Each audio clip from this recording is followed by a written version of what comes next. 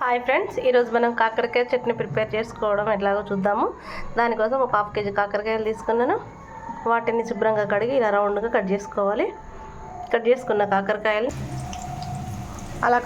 కాకరకాయలు ఇలా ఆయిల్లో వేసుకొని డీప్ ఫ్రై చేసుకోవాలి.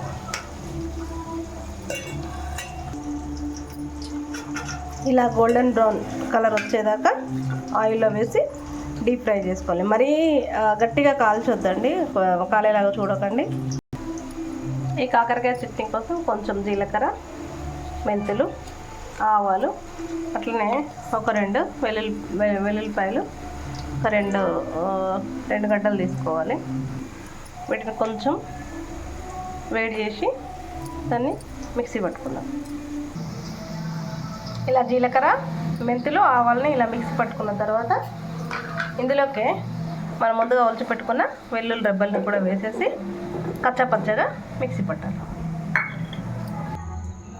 అదే బాండీలో మళ్ళీ ముక్కలను వేసుకొని కొద్దిగా పసుపు వేసాను. పసుపు, కచ్చాపచ్చగా దంచి పెట్టుకున్న ఈ మసాలా వేసి ఒకసారి ఇలా బాగా కలిపేసి దాంట్లోకి ఒక 2 స్పూన్స్ సాల్ట్, 1.5 స్పూన్ ఉంటుంది సాల్ట్, అందులోకి కొద్దిగా అంటే ఒక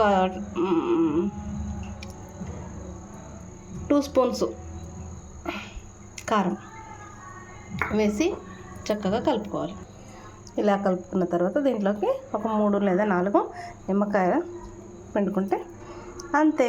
ఎంతో టేస్టీగా ఉండే కాకరకాయ chutney ready. Thank you for watching.